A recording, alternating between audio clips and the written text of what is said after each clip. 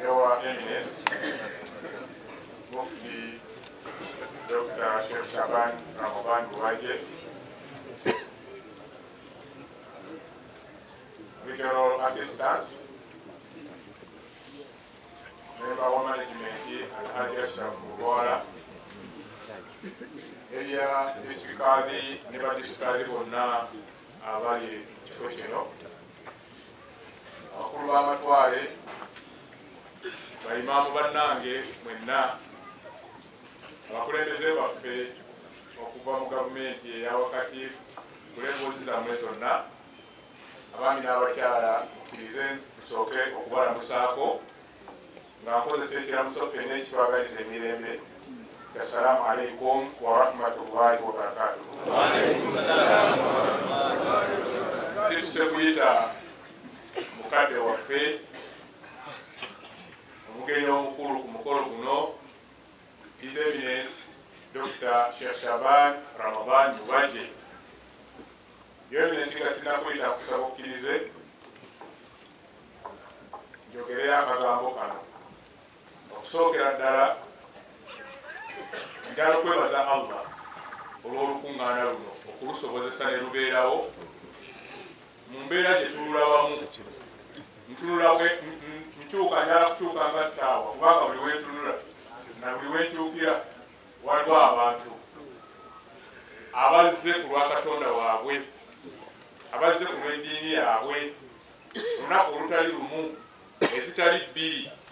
Bannange tukubeeko ku takibiira.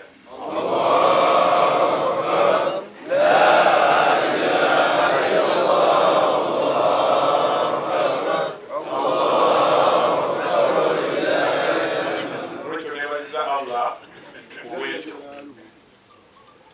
era neebaza Allah tabaraka wa taala olw'okutambuza omukulembeze waffe okuva entuŋŋamu gye yabadde yakomyewo olunaku lw'eggulo,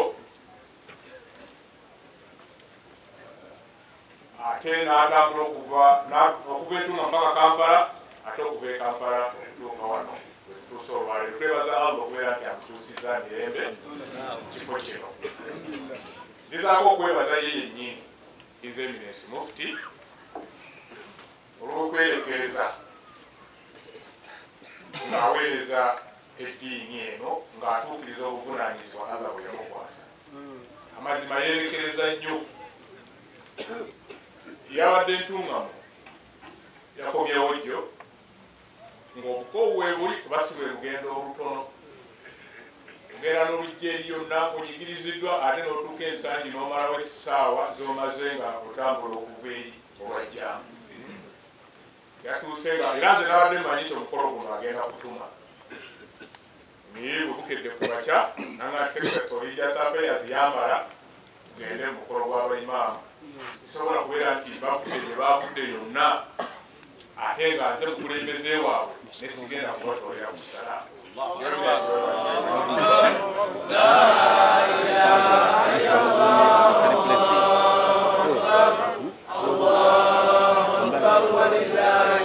Mazima nti ekisangika ku bakulembeze bonna, ate ne mu byafaayo gye tuvudde emabega. Omuntu awo ye nafuyaawo tafudde entuŋŋamu nkoye regional assistant nkiikirira, nakyo kyandibadde kisoboka.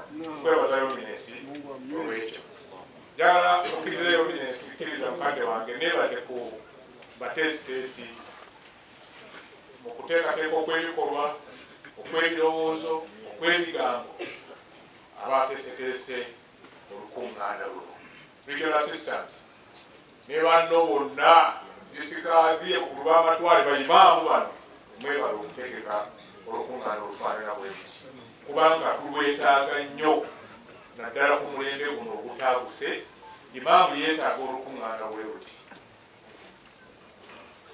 Bayimaamu bangi, era nze ndwegombye Mufti nsaba, nina ekiteeso kyange nti buli region yandibadde n'olukiiko bwe luti, olukuŋŋaana bwe luti. Takbir! Kikoppe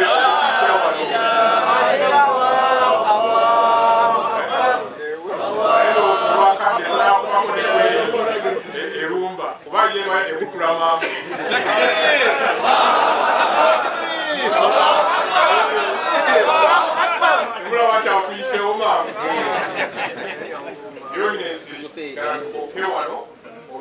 oluganda olufaanana bwe luti lubune eggwanga lyonna tulina tekijja okulongoosa eri bayimaamu bano abasookerwako ku muntu asooka. Ate nga waliwo n'obuzibu ddala bwe tulina nti bayimaamu bangi gye bali eyo naye nga n'ekyokukola kyennyini takimanyi. Balowooza nti obuvunaanyizibwa bwabwe n'omulimu gwabwe kusaaza swala, era gye bali bayimaamu b'esswala nga kwe bakoma. Naye mmanyi okusinziira nga regional assistant watuyitiddemu wano nti ddala musomye nti obuvunaanyizibwa bwa imaamu busukka ku kukulembera esswala, obuvunaanyizibwa bwa imaamu busukka ku kuziika, busukka ku kulya omukolo gwa kiika oba ogwa shukuru. Obuvunaanyizibwa bwa imaamu manyi nti mubisomye kubanga regional assistant atuyitiddemu. Ddala olukuŋŋaana luno lubadde lwa buvunaanyizibwa, lubadde lwa mugaso nnyo gye tuli eri bayimaamu mwenna. Mwebale ba organizers. Njagala okusembyayo ekigambo kyange ng'akulisayo era mufti kubanga regional assistant wano abadde ayogedde nga amukulisaayo e Makka ne presentation gye yakola e Makka n'egyagenza akola buli wamu, ate buli omu amutendereza ku lulwe kubanga ye yagenda naye e Makka. Naye nze bwe yagenda e Kuwait, mufti bwe yali e Kuwait n'atukiikirira mu nsi yonna, era sijja kukijja kumwa kuba nkyogera nga nkitwala nga kikulu. Yali ku TV y'eggwanga erya Kuwait, nsi y'Abawarabu, boogera Muwarabu, ng'ali ku TV y'eggwanga His Eminence mufti owe Uganda okuva Embaale, ng'ali Kuwait ku TV y'eggwanga yonna ne rediyo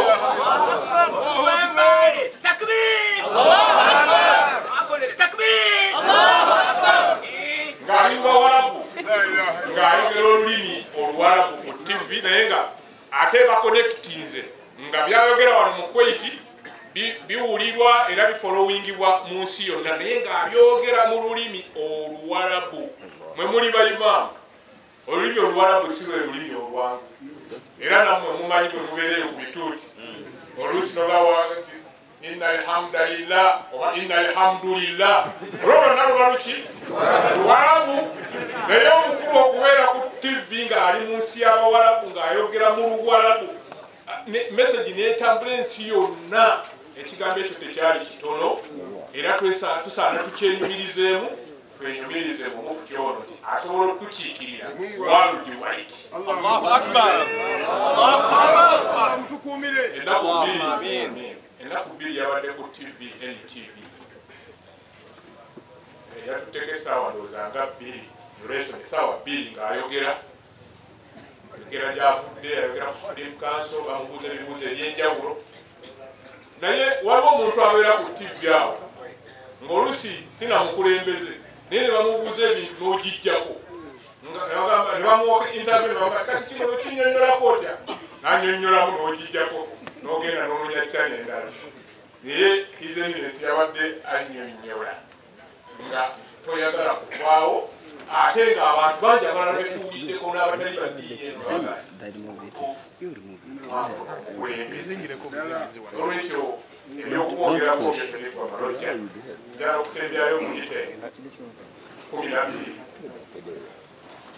funye essuubi ddene bwe ntuuse wano nenga nti kololo yeetaaga kololo emirundi eki kubanga kati bayimaamu mwenna nga bwe muli wano, kubanga nkubyemu ekifaananyi nenga nti buli muntu yenna ali wano ne bw'ojjayo ate n'omulala omu, kitegeeza tuba tufunye abantu abalala ate abenkana mmwe.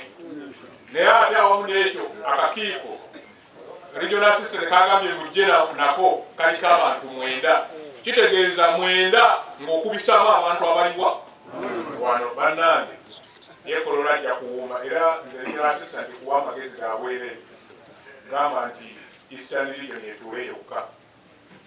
Takbir! Eastern takbir! Mufti takbir! Ojja kulaba gavumenti erimanya kyeripaze tukyekugambye regional assistant etuule yokka. Imamu sali takbir! Bayimaamu bano bayinza ekigambo kyo